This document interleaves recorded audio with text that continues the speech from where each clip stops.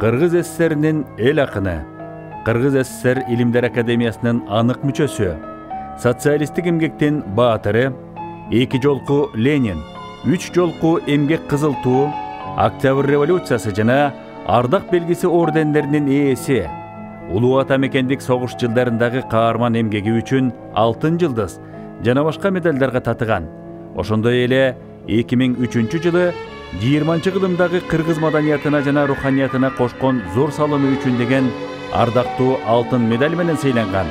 Кыргыз элинин 20-кылымдагы залкар акыны Алы Токонбаевдин 120 жылдык мааракесине арналат.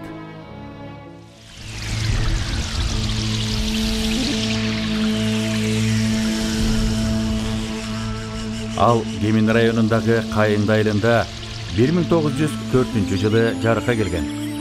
1916 жылкы апаат үркүнгө туш болуп, эл үй бүлөсү менен Кытайга качып барат. Ата энесинен айрылып жетимдиктин азап тозогун көрөт. Бирок турмуштун кыйынчылыгы анын чыгармачылыгына тоскоол боло албады.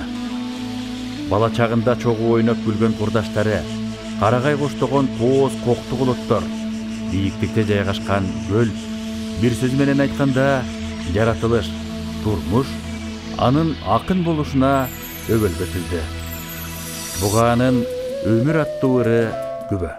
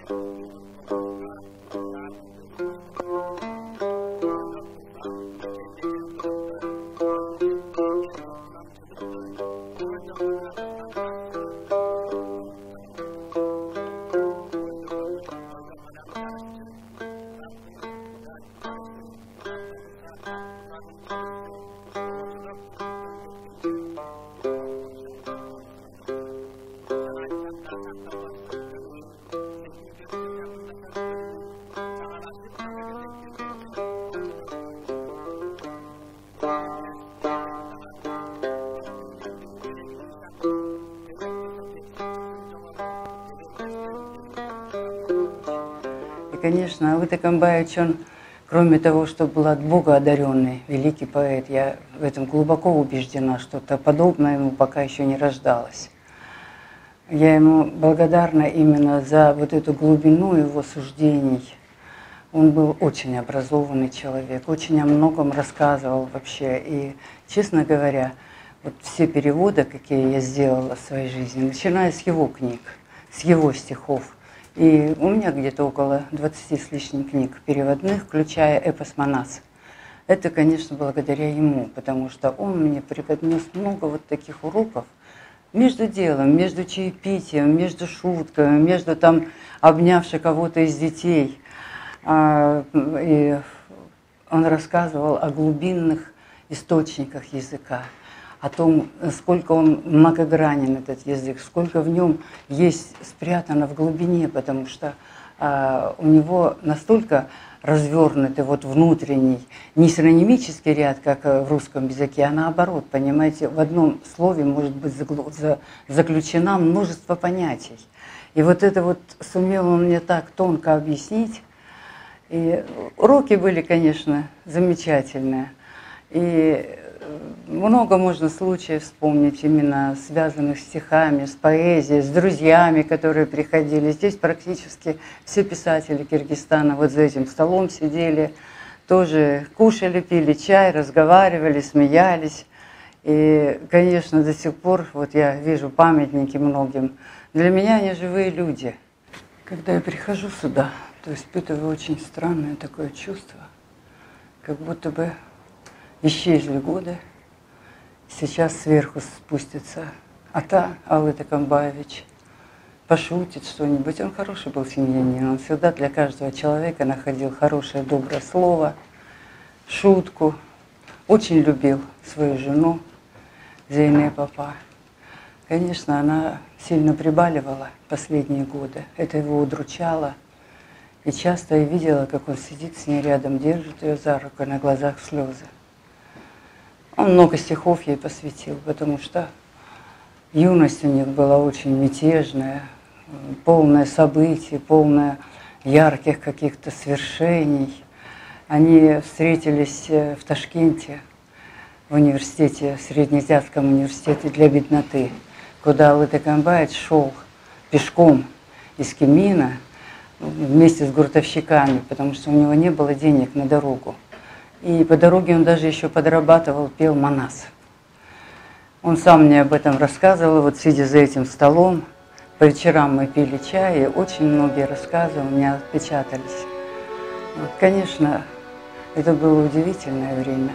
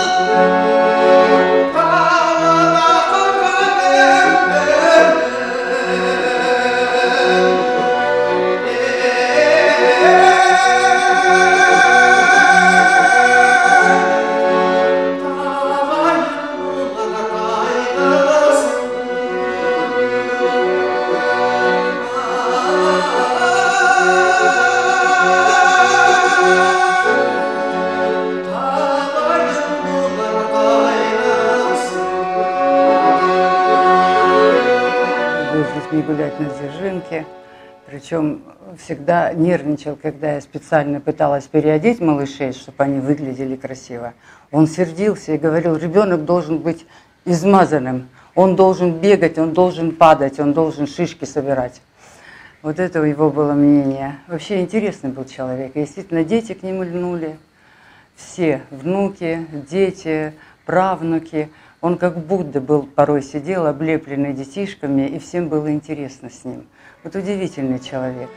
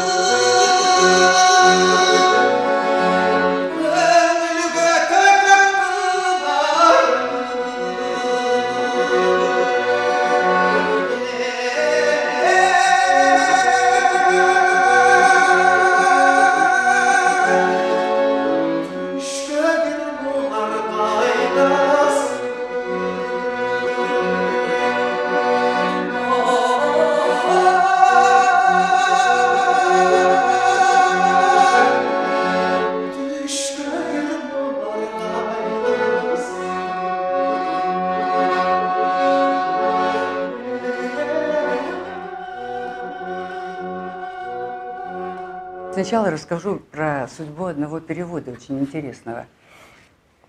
Я сейчас как раз дошла до того возраста, в котором Алыт Акамбаевич получил первый инфаркт. Я где-то его догнала, мы с ним одновременно как-то идем по жизни. Вот. И ему врачи запретили даже двигаться. И вот он лежал наверху и, видимо, мысленно готовился, что он уже уходит.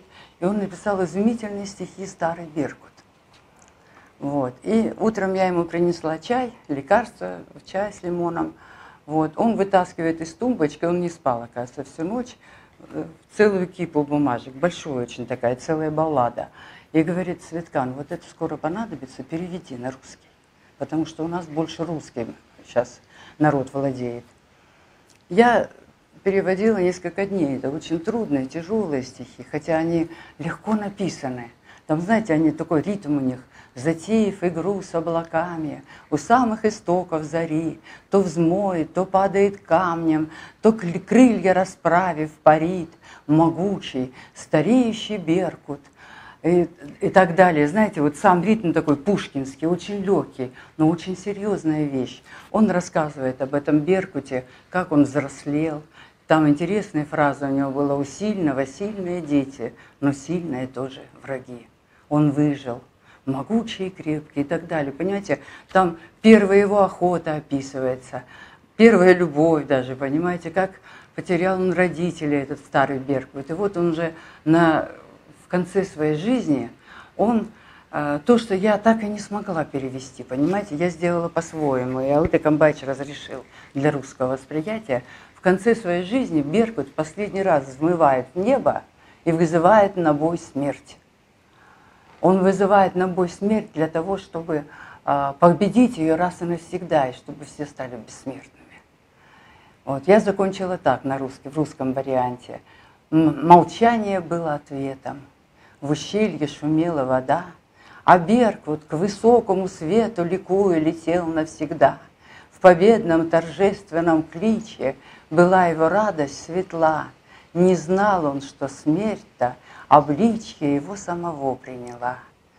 Как будто шутя с облаками, обрызганный кровью зари, он падал на острые камни, а думал еще, что парит.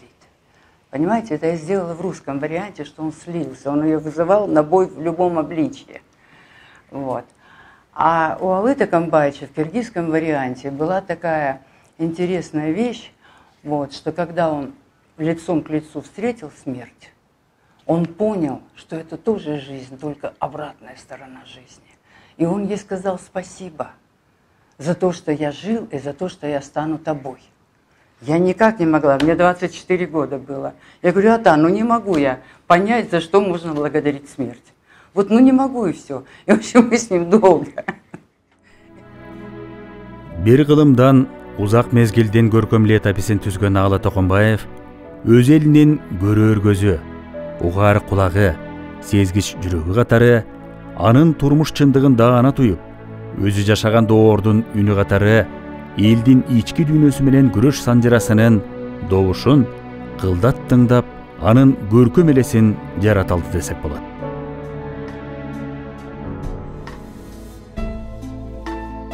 Өзүнүн 20 жашында жазган «Октябрдын келген кези» аттуу ыры Эркинтоо гезитине жарыяланып, жалпы кыргыз эли менен бирге биринчилерден болуп, Совет бийлигин учак жая тосуп алды.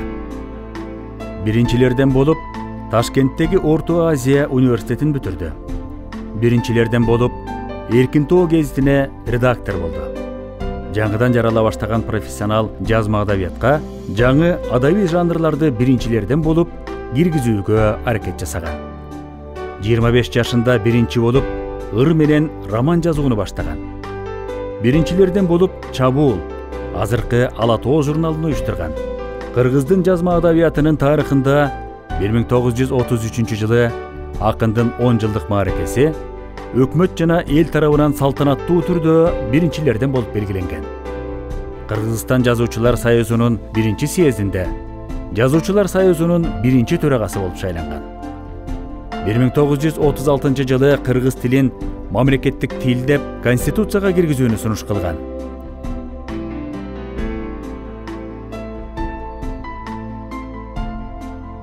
Кыргыз адабиятынын тарыхында биринчилерден болуп, Токтогул атындагы мамлекеттик сыйлыгы ыйгарылган.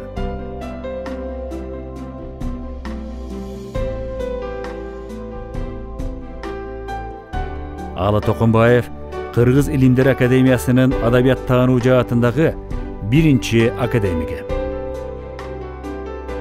Совет доорундагы кыргыз элинин жазма адабиятынын жаралыш, калыптаныш жана өнүгүш процесси менен биротоло ажырагыс болуп чырмалышып калган даңктуу чыгармачылык жолду басып өттү. Эмгеге багланып, социалисттик эмгектин баатыры ардактуу наамы ыйгарылып, улуулукка татыктуу өмүр сүрдү. Мына ушул улуулуктун татаал жолу кандай болду? Бул кээ бир чыгармачылык менен алектенген айрым адамдарда көрө албастык, ич күйдүлүктү жаратып, өйдө төмөн ойлорду жаздырды. Ага каршы аргументтер да айтылды. Эмесе, сынчы адабиятчылардын жазгандарына көз чаптырып, айткандарына кулак төшөйлү. Бүгүнкү күндө 120 жылдык белгиленип аткан Аалы Токонбаевдин калдайган деп эле айтайын фигурасын айланып өтө албайбыз. Себеби ушул кыргыз адабияты жаралган күндөн баштап анын союздук дейбиз, андан кийин дүйнөлүк деңгээлге жетишине эбегейсиз салым кошкон авторлордун бири ушул Аалы Токонбаев. Биринчиден Аалы Токонбаев алп акындардын бири. Дейбизби, ошол 60 жылдан ашык чыгармачылык өмүрүндө миң сандаган дегендей ырларды, поэмаларды, Мантургай кыргыз адабиятындагы биринчи поэтикалык романды жараткан адам. Ошолордун арасында албетте бардыгы шедевр эмес, бирок ошолордун арасында берметтей жаркыраган, мааниси терең, көркөмдүгү өтө жогору толгон токой ырлар бар, поэмалар бар дегендейчи. Муну эч ким жокко чыгара албайт. Деги эле Аалы Токонбаев ушул кыргыз адабиятындагы бардык жанрлардын өнүгүшүнө салым кошкон. Бул киши жалаң эле акын эмес, мыкты драматург, мыкты прозаик, сынчы керек болсо. Анан кыргыз адабиятын уюштуруучулардын бири. Мындайча айтканда. Илимде дагы, искусстводагы ушундай адамдар болот да. Алардын арасында жана кээде ошол илим, искусствону уюштурууга салым кошкон, бирок өзү мындай бир автордук чыгармаларды, көрүнүктүү чыгармаларды жаратпаган деле кишилер болот да, бирок уюштурат аларчы, туура жолго салат өнүгүшүнө. Аалы Токонбаевда болсо тигиниси да бар, мунусу да бар десек болот да. Ал өзүнүн өздүк чыгармалары менен анан жанагындай уюштуруучу жөнүндө.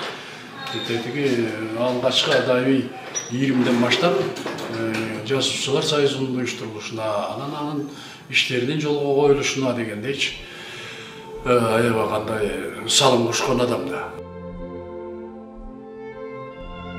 1935 жылы акындын Кандуу жылдар аттуу ыры менен жазылган романы кыргыз жергесинде чагылгандай тез тарап, айыл жергесиндеги сабатсыз адамдар түнкүсүн бир үйгө чогулуп, кат билгенине окутуп угуп, үркүндүн трагедиясын көз алдыларына келтирип, көз жаштарын сүртүп отургушкан.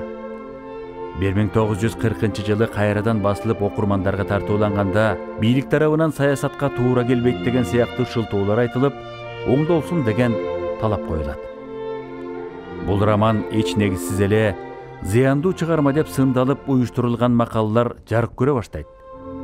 Акыры романды идеялык каталыктары көркөм деңгээли начар деп колдонуудан алып салышат. Ак ийилет, бирок сынбайт дегендей, 1960 жылдардын аягында романдын саясатка туураланган варианты таң алдында деген ат менен жарык көрүп, окурмандардын жүрөгүнөн орун таап, Токтогул атындагы мамлекеттик сыйлыктын ээси болду. Кээ бир сынчылар таң алдында кандуу жылдардын көлөкөсү болуп калыптыр деген да ойлорду айтышкан. Университетти бүтүп аспирантурага келгенде мага Аалы Токонбаев боюнча диссертация жазбайсызбы деген сунуш болду. Мен жетекчиме айттым, жок, мен жаза албаймын. Ал киши жаман киши болгон деп. Ушинтип айтсам, ал айтты да, ким айтты аны деп. Күчкөн Сактановду маркумдар үнүн окудум депчи. Ошондо ушундай жазылган десем, алар айтышты. Ал деген көркөм роман, ал көркөм чыгарма да. Ал деген бир эле жазуучунун фантазиясы. А чыныгы окуя, чыныгы фактылар кандай болгондугун, анда сен барып архивтерден барып изилде, жетекчим. Мына ошондон кийин мен чын эле көп архивтерде болдум. Анан госархивде болдум, парт-архивде болдум, Токонбаевдин архивинде болдум.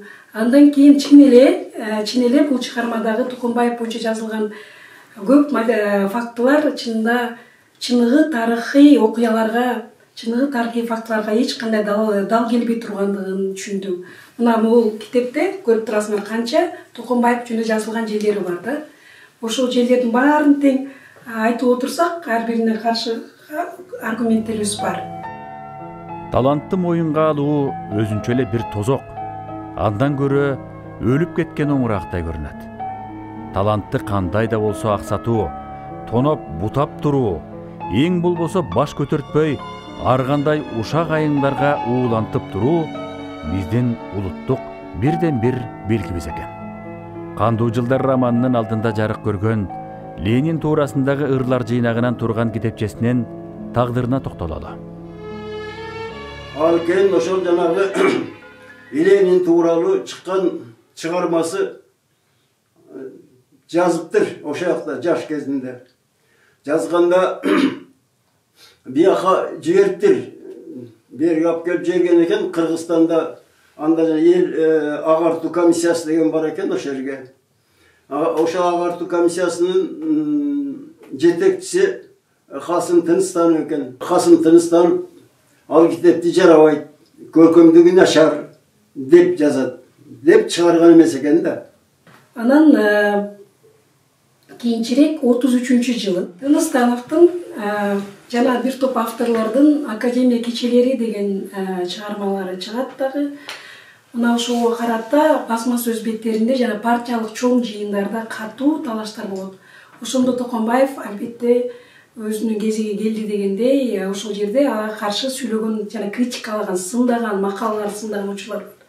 Макалаларды бир топ макалаларды жазган, бирок аны жазганда аша кеткен жерлери да бар, жана чыгармачылык жакшы жактарын көрсөткөн дагы жактары болгон. Анан өзүнүн эскерүүлөрү бар. Бул жөнүндө китепте Улуттун буталжуулунда бар эскерген.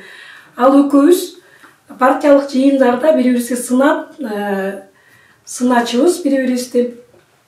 Анан бирок чыгыштан чыккандан кийин чогуу басып, тамашалашып кетчүбүз, экөөбүз шахмат ойночубуз деген эскерүүлөр бар.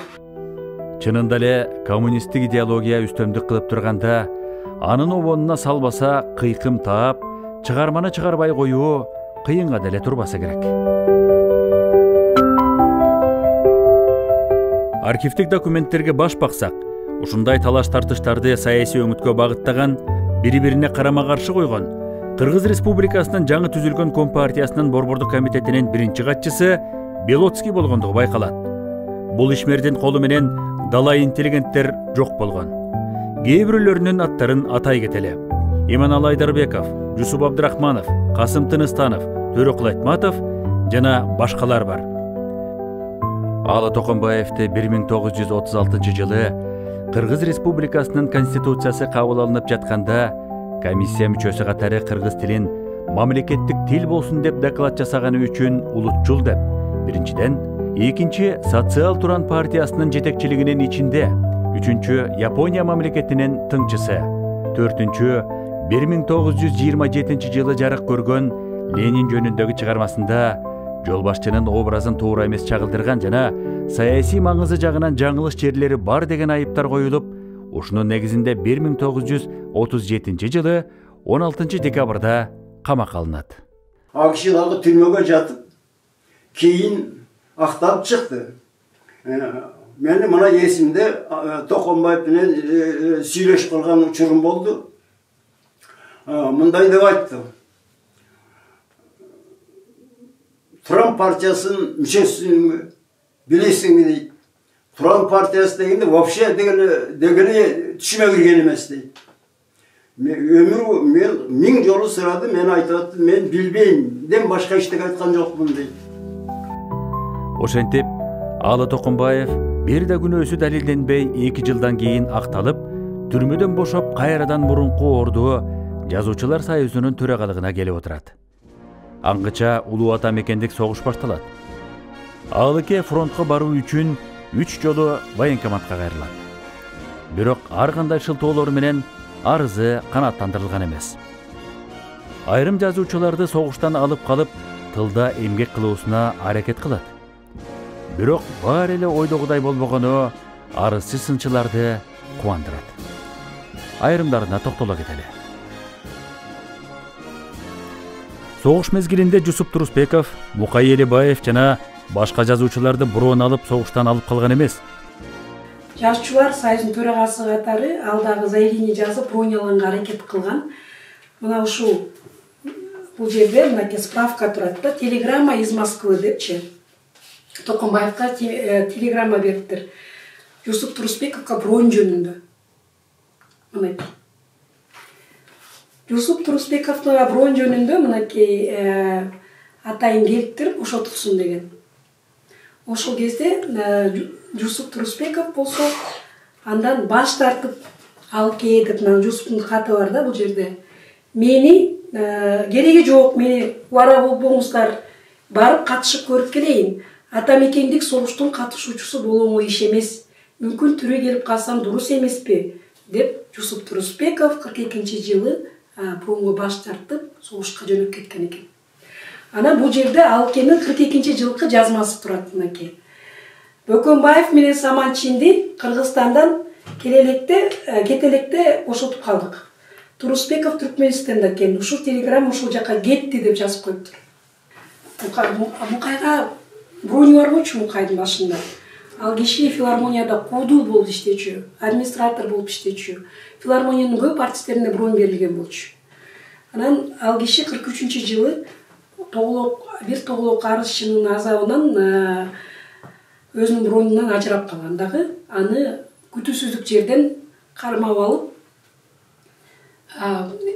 согушка айдап кетишкен. Албетте, баарын согушка жибербей коюш анын колундагы иш эмес эле. Бирок фронтко кеткен акын жазуучулар менен үзбөй кат алышып, тылдагы үй бүлөлөрүнө каралашып турган, өзүнүн жоокер, атамекен сыяктуу патриоттук сезимди козгогон ырларын, поэмаларын жазып, эл журту менен бирге жеңиш үчүн кызмат кылды. Чыгармачыл адамдар менен Токомбаевдин арасында ынтымакты бузуп, бири-бирине карама-каршы коюу максатында ойдон чыгарылган окуяларды ойлоп табышкан. Бирөөсүнө токтололу. Алыкул Осмонов Гапар Айтиевке сен Алыкени жакшы көрөсүң. Гапар, сен андан алысыраак болсоңчу, ал сени көрө албайт деп жазган эмиш. Тарыхта мындай окуя болгон эмес экен. Бул кептерди угуп окугандан кийин Гапар Айтиевдин жолдошу, китептин автору Сактанов туурасында оюн айткан экен. Об этом наших отношениях с семьей Токомбаевых самые плотные, самые дружеские и взаимоуважающие совершенно.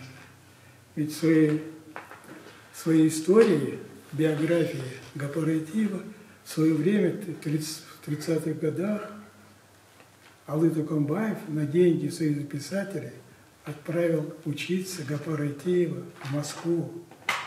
Вот. Это вот одно. Все думали, что я поехал учиться на писателя в свое время. Вот.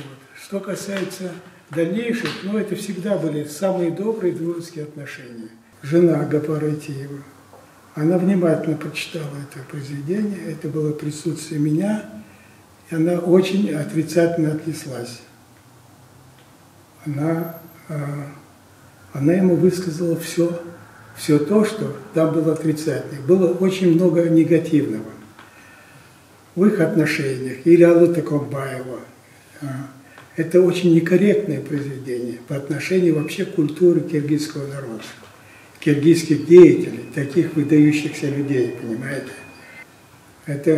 Это очень некрасивое, когда говорить художественными вымыслами, приводить их в документацию. Понимаете? Это очень нехорошее дело. Хочу заверить всех читающих это произведение. Вот. И само произведение, оно актуально, может быть, в том зрении, что, наверное, только на этом и зиждется, что какие отношения, художественные вымыслы, так сказать, этого автора. Но как произведение оно ничего не значит. Бүгүнкү күндө мындан мурда деле Алы Токомбаев жөнүндө ар кандай өйдө төмөн кептер айтылып, анан андай болгон, мындай болгон, ал тургай а кишини кээде бир кыргыз адабияты, маданиятына терс таасир тийгизген адам катары көрсөтүү аракеттери болуп жүрөт да. Анан менин жеке пикиримде бул жерде ошол ар кимдин бир жекече субъективдүү көз карашы, анан ар кимден уккан бир балким бурмаланган маалыматтары негиз болуп калгандай да. Мисалы үчүн кийинки жазылган эле көркөм адабий чыгармаларда ошол Алы, Токомбаев, каарман катары катышып, анан бир тескери жагынан мындай образ катары түзүлүп кеткен учурлар бар да. Эми ошол авторлордун өзлөрү ошол кездеги окуялардын жандуу күбөсү эмес. Алар ошол жерде аралашып жүргөн эмес, мындайча айткандачы. Алар ошол ар кимден уккан, анан кайсы басылмаларда жаап көргөн материалдарды өзүнүн жекече көз карашына ылайыктап анан баягы ушундай чыгармалар жазып атышат да. Эми аларды элдин баары билет. Мисалы үчүн Самсак Станалиевдин романдары, Көчкөн Сактановдун маркумдар үнү деген сыяктуу. Эже аябай капа болду. Момундай китеп чыгыптыр депчи. Сактанов маркумдар үнү деген. Эмне болот эже чыкса десем, окуп чык деди. Ал кезде жаңы чыккан кези болчу муну. Окуп чык. Айттым, кандайча мындай болуп калды дедим, эже бүт белгилеп койгон. Анан бул кишини мен сотко беремин деди. Бул Көчкөн Сактановду деди. Анда биз жашчылар союзунда көп катта ошол жерде бирикмеде окуган үчүн мен ал кишини жакшы тааныйт элем да. Анан эже бул китепти башкача алып чыгарса болоттур балким дегичи ал киши келип бул китепти жазып кетти. Бирок эже айтты, китебиңди окуп чыктым, аябай билмексем болуп жазып койгон да, бул жерде да бир ката кетирип койгон жазганда дагычы. Анан эже окуп чыгып аны кайра чакырды. Чакырганда айтты, соттошобуз деди, мунду бир да далил жок экен деди. Мен ошо айтайын деген негизги фактым ушул да, сотко берем деди. Ошонун документтерин алды, экөө сүйрөштү, бери сүйрөштү. Ошол кезде эже ошол кезде беле андан кийин беле Кадыр Кулагай менен да соттошуп жүргөн да. Бирок эже сотто утуп алды. Аны көргөн Сактанов аябай коркту. Драматолог эже деди, мени күбө тартып, мынакей бурулган көз турат. Мен чыгарбайм китепти, кечирим сурайм. Астыңыздан өткөнүм уш болсун, кечирим сурайм деп ушундай ийилип, колдорун өөп эжени кечирим сурап, экинчи чыгарбаймын деди. Анан чын эле чыгарган жок. Ошо 90-жылдар болгон окуя да. Бул китеп 91-жыл чыгып атат. Ошондо окуя. Ошо боюнча кайра жазып, оңдоп чыгам. Бул кичине бирөөлөрдүн ою эле, кичине заказ болуп кетти эле деди да. Ошол ким заказ бергенин да билем, бирок менде факты жок үчүн айта албайм азырчы. Катуу ооруп калды. Анан бунун баласы менин жолдошум. Кээ бирлер айтышы мүмкүн да, бул кайнатасын эмнеге мынтип айтып атат да. Калыстык керек да, бардык жерде калыстык керек. Эгер мен Токомбаевди билбесем, музейин түзбөсөм, архивге кирбесем, мен анда унчукпайт элем. Ооруп жатканда күйөөм апарды атасыначы. Айттым, баягы кайра жазасызбы дедим да. О, кайдан, мен уже төшөктө жатып калдым. Болду, ал китеп бүттү деди. Бирок ал китеп бүтпөй эле кайра жаңы чыгарылып атат. Кайра кайсы басма чыгарып атат муну? Шам басма үйү чыгарып атат мунучу. А муну окугандар бул жерде бир туура эмес фактылар бар да. Алы Токомбаев кыйла эле узак өмүр сүрдү. Өзгөчө активдүү, карама-каршылыктуу, драмалуу өмүр өткөрдү. Катаал заманда саясий күрөштөрдүн арааны жүргөн шарттарды жашады. Баралына баргандан көз жумганча идеологиялык кармаштардын, группалык чыр-чатактардын, мансап же атак үчүн талаштардын кайнаган базарында жүрдү. Кээ бир калемдештери менен чыгармачылык талаш тартышта саясий тирешүүлөрдө бирде жеңилип, бирде жеңип келди.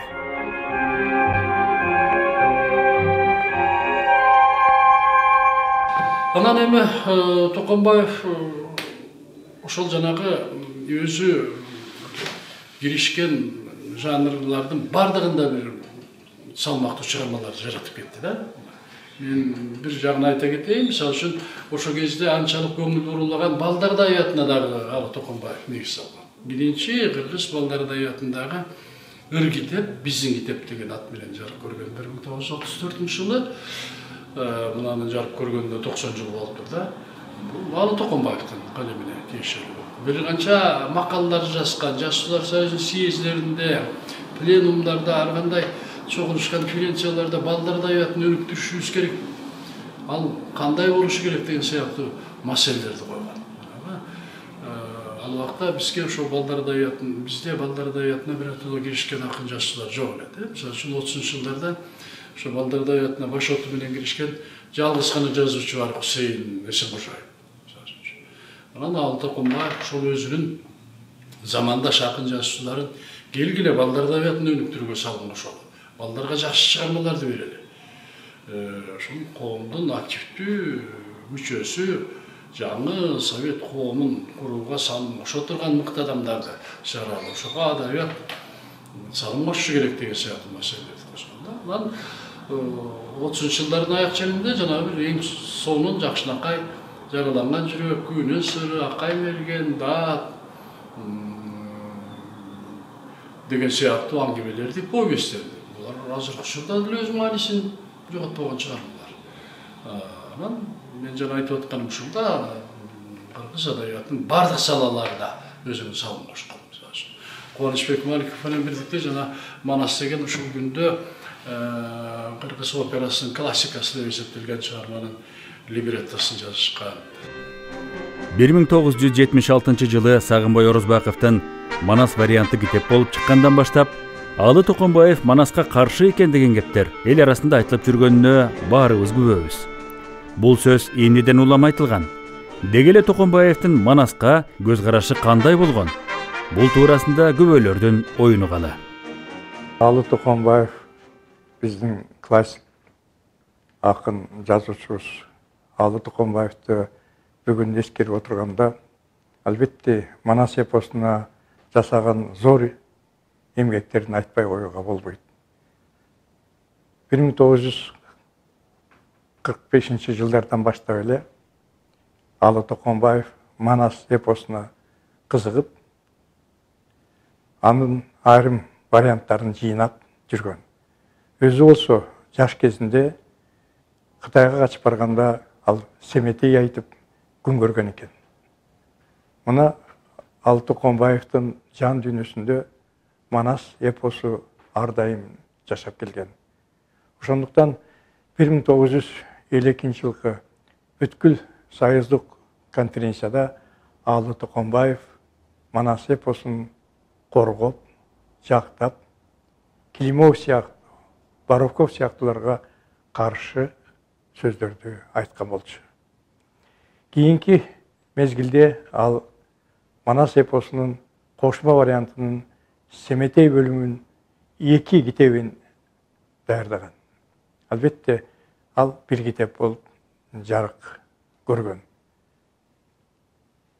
Идеологиянын таасиринин астында кийинки мезгилде Алы Токонбаев Манас эпосуна кандайдыр бир башка ойдуу пикирди айта баштады.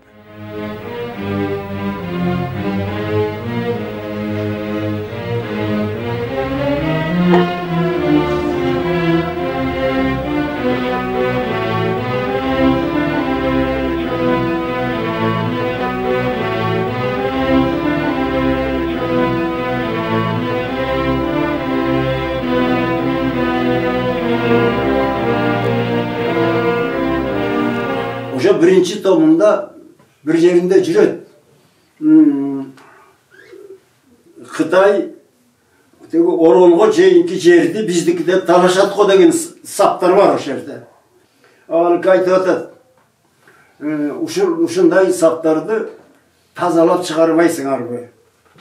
Antken sebebi bu adaviyat. Biroq adaviyat bolgon bilen bir ıhtı jer gelgende öteki kokustan yer su jönünde talaş bolup kalsa mümkün, argument bolup kalışta mümkün. Oy mana Manas'ta aytып atpay. Sizin ıyık eposuңarda, kılımdan beri gelatkan eposuңarda aytılıp atpay. Dep karşı mümkün. Oşonun tazalap çıkargıla. Oşonda yerlerinde aytsa Анан аны жок, алы Манаска каршы чыгып атат деп ушундай деп атат да.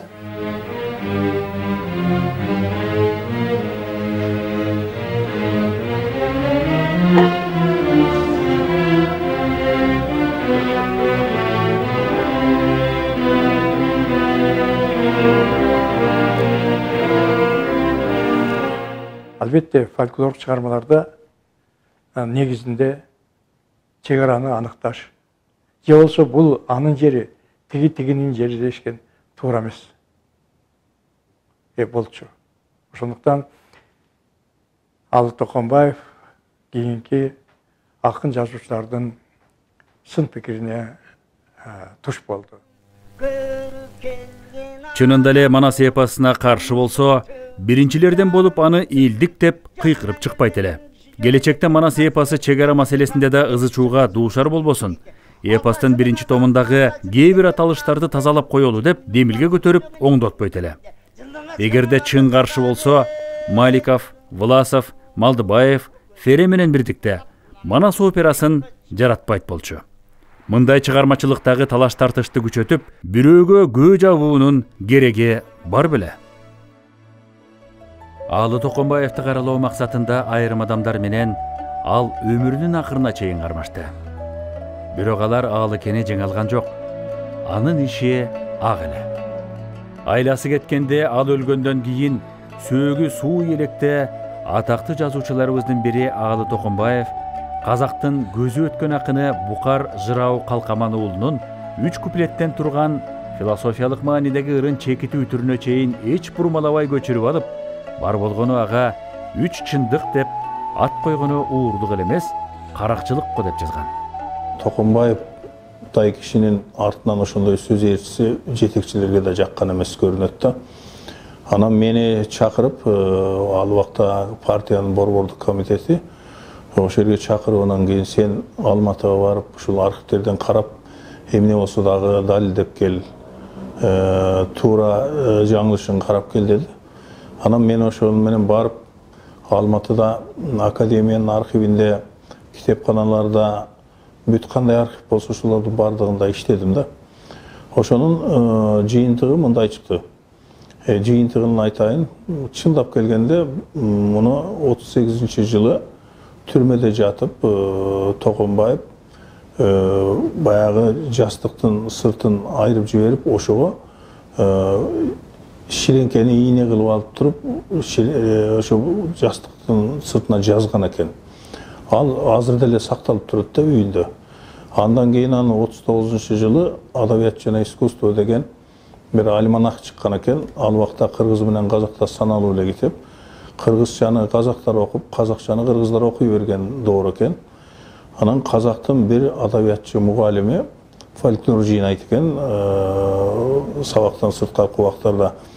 Ошо кишинин колуна түшүп алат экен бул альманах.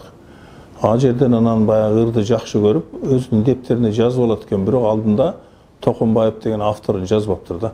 Анан ошону менен Букар Жырауын оку деп казактар дагы Букар Жырауын ыр экен деп ойлойт. Биздикилер да окуп алгандан кийин анан Токонбаев Букар Жыраудан алган турбайбы, Букар Жырау Токонбаевден мурда туулган дейшип, анан кийин Токонбаевди ошол плагиат, бул ырды казактан алып алган экен деп сөз чыгат да. А чын-чынына келгенде бул Токонбаевдин өзүнүн ыры, 38-жылы жазган, 39-жылы жарыялаган, 41-жылы Шайкиндин дептерине түшкөн, 61-жылы Мухтар Магауин жана китепке чыгарган да. Ошонун бардыгы текстологиялык жактан, архивдик жактан, мындай тарыхый жактан, документалдык жагынан Токонбаевдин ыр экендигин далилдеп турат. Эч шек жок да. Бардык жанрда өзүн эркин сезген жазуучулар дүйнөдө саналуу гана. Алы Токонбаев ошол саналуулардын катарына кирген чоң талант, сөз зергери. Анын өмүрү жана чыгармачылык жолу кеңири жана көп кырдуу. Алы Токонбаев оригиналдуу жазуу манерасы бар кара сөз чебери, күчтүү драматург экенин да тааныта алды. Өлбөстүн үрөөнү драмасында 19-кылымдын ортосундагы кыргыз элинин коомдук саясий абалын, уруулар аралык чабыштардын кыргын сүргүндөрүнөн кутулуп, тынч жашоо менен прогресске умтулуу аракетин көрсөтсө, Күндүн чыгышы драмасында чыныгы элдик бийликтен 1917 жылы карапайым эмгекчилердин колуна тийиши кандай кыйынчылык менен ишке ашкандыгын сүрөттөгөн. Ант пьесасында мекенди коргоодогу патриоттук сезимди ойготот. Тергөө жүрүп жатат драмасында доордогу милициялардын иштеги оош кыйыштарын ортого салат. 1942 жылы Касымалы Жантөшев, Абдылас Малдыбаев, Михаил Раухвергер менен бирдикте Комуз аттуу адабий музыкалуу композицияны жаратышат. Айтмакчы, Абдылас Малдыбаев жана башка композиторлор анын ырларына обондорду жаратышкан. Алы Токонбаев ана быйыл 90 жылдыгы белгиленип турган Жазуучулар союзунун төрагасы болгон, ошону түптөгөн. Эң кызыгы быйыл ошол 100 жылдыгы белгиленип атпайбы? Кыргыздын биринчи конституциясына кыргыз тили мамлекеттик тил болсун деп сунуш киргизген Алы Токонбаев болгон.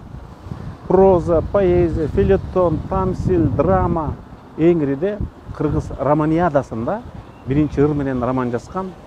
Таң алдында эң башка кандуу жылдар ал кыргыздын поэзиясында өспөй турган тарых жазган Алы Токонбаев болгон. Анан биздин маданияттын, адабияттын ичинен биринчи советтер доорунда социалист эмгектин баатыры деген бийик наамга татыктуу болгон Алы Токонбаев болгон да. Салыштырып айтканда ошол 20 жылдан 78-80 жылга чейин биздин адабиятты, маданиятты союздук деңгээлге көтөргөн Алы Токонбаев болсо, андан өйдө дүйнөлүк деңгээлге көтөргөн бул Чыңгыз Айтматов болду. Алы Токонбаевдин ошол айрыкча туңгуч аңгемелери, тилекке каршы Токтогул повеси бүтпөй калган. Себеби Алы Токонбаев да ошол доордун кулу болгон, ошол доордун каарманы болгон. Ошондогу чарбалык, административдик, коммунисттик партиянын бүт иштерин аралашып, балким ал ошого аралашпаганда, Салижан Жигитов айтмакчы, Токтогул романы Әуезовдун Абай романы сыяктуу жаралмак, балким. Ал киши да идеологиянын курмандыгы болгон. Себеби ал доордо ошол доордун нотасына салып оон чыгарбасаң элге жетчү эмес да. Мамлекеттик турмуштага аралашкан, мындан кийин да көп күндөр өтөт, замандар өтөт. Бирок кыргыз адабиятында Алы Токонбаевдин кыргыз жазма адабиятынын башташында турган, профессионалдык адабиятынын башталышында турган, кыргыз романиадасынын башында турган улуу залкар жазуучу катары орду, өз орду, татыктуу орду бар. Алы Токонбаевдин чыгармачылык өрнөгү өзүнүн калемдештерин суктантпай, таасирлентпей койгон эмес. 30-жылдардын башында эле Жоомарт, Жусуп, Кубанычбек, Темиркул, Алыкул, Райкан, Абдурасул өңдүү акындар аны устаты, мугалими катары кабылдашып, кээ бирөөлөрү акындын чыгармаларынын таасиринен улам ыр жазышканын да жашырышкан эмес.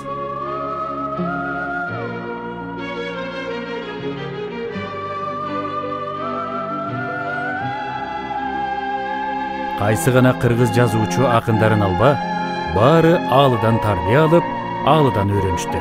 Жоомарт Бөкөнбаев Алы кыргыз адабиятынын негиздөөчүсү жана биринчи акыны. Алы кетирүүсүндө эле алыска аңыз айтылган атактуу бийик инсан эле. Ал эми көзү өткөн соң ого өтөр чыгармачылык, инсандык жаңы сапаттары ачылып, калкагар тоодой карааны дайыма көкүрөгүбүздө. Жалил Садыков. Дания элинин атактуу жазуучусу Ханс Шерфик Алы кенен чыгармачылык жолун изилдеп көргөндөн кийин бекеринен аны кыргыз адабиятынын атасы деп баалаган эмес. Асанбек Стамов. Алы кенен чыгармалары менен чоңоюп, адабият майданына келдик. Ал кишинин жумок, ыр, поэма, романдарын бирин калтырбай окуп чыктым. Алы кенен чыгармалары мага университеттен алган билимиме тете таасир берди. Сагын Наматбаев. Эмне себептен Алы Токонбаевке опера балет театрынын маңдайында эстелик тургузулду? Бул жөн эле жерден болгон жок. Демек Токонбаевке коюлган эстелик ошол Токонбаев жашаган доордун, мезгилдин кандай мүнөздө, мазмунда болгондугун түшүндүрөт. Теңбек Аскаров. Сиз деп сылык сүйлөп, адамдын сырын ийне жибине чейин түшүнө билип, улуу болсун, кичүү болсун, адамга карапайымдуулук менен мамиле кылышы Алы кендин чоң адамгерчиликтүү, чоң таланттуу, чоң маданияттуу жана боорукер акын экендигин далилдеп турат. Байдылда сарна коет. Көркөм сөздүн чыга берчү генисиз, гендин генчи, уюлгуган жерисиз. Жусуп Турусбеков. Кыргыз жазуучуларынын ичинен биринчи болуп, адабий сын жана адабият таануу жаатында 60 жыл бою тынбай иштеп, өзүнүн калемдештеринин чыгармалары тууралуу эч жалтанбай өз билгенин түз айтып, сын пикир жазууну үзгүлтүксүз уланткан жана бул багытта эң көп мурас калтырган Аалы Токомбаев. Поэтикалык көркөм котормо жагынан да оозго алаарлык эмгек калтырууга үлгүргөн. Көркөм публицистика жанрын баштап, бул жанрда көп иштеген жагынан башкаларга өрнөк болду. Жазма поэзиябыздагы сатира жанрын баштап, акыры Чалкан журналын уюштурду. Кыргыз кино искусствосундагы моюнга алуу деп аталган алгачкы көркөм фильм Токомбаевдин чыгармасынын негизинде тартылган. Кыскасы, Аалы Токомбаев кыргыз поэзиясын профессионалдуу деңгээлге көтөрүп, лирикалык, эпикалык багытын калыптандырып, өнүктүрүп, реалисттик эстетикалык негиздерин түздү. Адабияттын бардык негизги жанрларында өзүнүн өчпөс изин калтырды. Кыргыз элинин адабий тилин түзүүгө эбегейсиз чоң салым кошду. Аалы Токомбаевдин чыгармалары дүйнө элдеринин тилдерине которулду. Тактап айтсак, Азербайжан, башкыр, дунган, казак, латыш, татар, тажик, өзбек, түркмөн, украин, чуваш, якут, венгер, кытай, немис, француз, орус. Кыскартып айтканда, мурунку союздук өлкөлөрдүн дээрлик баарында. 10дон ашык чет мамлекеттердин тилдерине которулуп, өз окурмандарын таап, дүйнөлүк адабияттан орун алды. Аалы Токомбаев да дүйнө элдеринин адабияты Горькийден, Пушкинден, Гейненин, Шиллердин, Назиминин, Шекспирдин, Абайдын, Жамбылдын жана башка атактуу акын жазуучулардын чыгармаларын которуп, элибиздин жан дүйнөсүн байытты.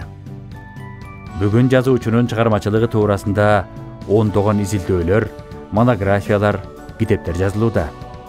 Анын кызы Тамара Токомбаева түзгөн музей ийгиликтүү иштеп жатат. Дагы бир чоң жаңылык. Жогоруда Каныбек Эманалиев айткан Токтогул романынын бүткөн варианты музейдин кызматкерлери тарабынан ушул тасма тартылып жатканда табылды. Аалы Токомбаевдин 120 жылдык юбилейине карата энциклопедиясын даярдап бүтүрүп калдык. Энциклопедиянын түзүүчүсү Аалы Токомбаевдин чыгармачылыгын изилдеген Аттыкур Жапанов. Энциклопедия бүтүп калды. Эми буюрса ушул жылдын аягына чейин Аалы Токомбаев юбилейине карата чыгарабыз. Андан башка дагы чоң жаңылыгыбыз бар. Бул Аалы Токомбаевдин Токтогул романы боюнча кол жазмасы табылды. Мурда Токтогул романы журналдык вариантта чыккан экен. 73 жыл китеп болуп чыккан, бирок бүтпөй калган. Уландысы бар экен деп чыккан, уландысын таппай атканбыз. Анан азыр биздин архивден чыкты. Бул сюжетин баарын окусак, бул романдын уландысы экен. Эми ушул романды дагы жана президентибиздин 100 кыргыз китеби деген долбоордун негизинде Аалы Токомбаевдин ушу Токтогул романын чыгаралы деп сүйлөшүүлөр жүргүзүлүп атат. Акындын экинчи өмүрү анын калтырып кеткен чыгармачылыгы менен өлчөнөт дейт. Элестетип көрөлүчү. Аалы акын, Аалы кара сөзчү, Аалы драматург, Аалы публицист, Аалы коомдук ишмер, сынчы, котормочу. Байкаган адамга ал өмүрүнүн гүлдөгөн учурларында кыргыз көркөм дүйнөсүн байытып, эли журтуна зор мурас калтырып кетти.